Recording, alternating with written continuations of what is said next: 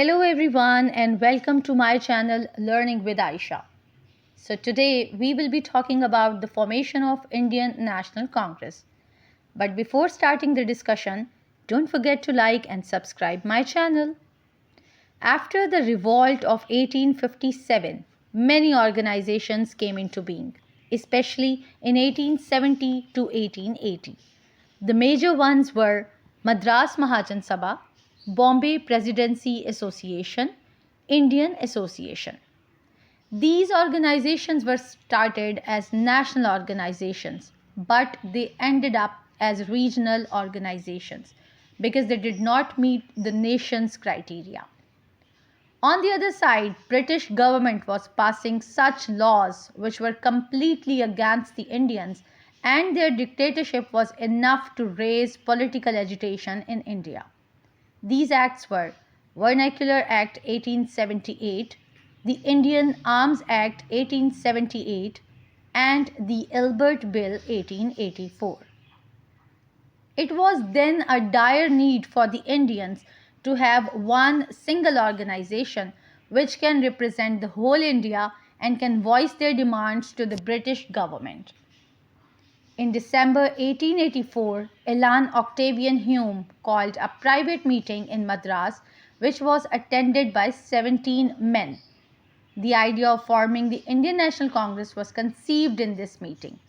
At that time, the major perspective of this meeting was to obtain a greater participation for educated Indians in the government and to create a political dialogue forum between the Indians and the British Raj.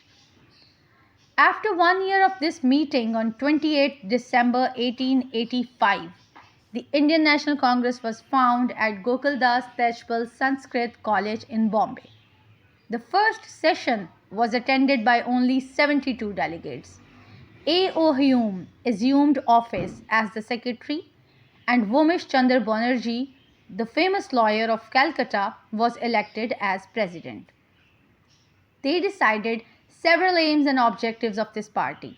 It was also decided that every year in December, an annual session would be conducted where the delegates will vote to elect the president of the session. National issues would be discussed to form law and to share with British government. Now, let's talk about the objectives of Indian National Congress. To promote friendly relations between nationalist political workers from different parts of the country, to develop and consolidate the feelings of national unity irrespective of caste, religion, or province, to formulate popular demands and present them before the government, and to train and organize public opinion in the country. As decided earlier that Indian National Congress would pass resolution to discuss with the British government, so 9 resolutions were passed after their first session. The major ones were to reduce political military expenditure, as the Indians thought that British government is spending extra amount on military which needs to be cut down. Civil service exams should also be conducted in India, as it was not manageable for the poor Indians to bear the travel expense of this exam. Legislative council should be formed in different provinces, including NWFP. But these resolutions were completely rejected by Viceroy Lord Dufferin, and he called Indian National Congress as microscopic minority. Later in future, Indian National Congress proved one of the famous national movement which led to the independence of India. That's all for today's session. Stay connected for further videos related to Hindu-Muslim nationalism. Till then, take care. Goodbye.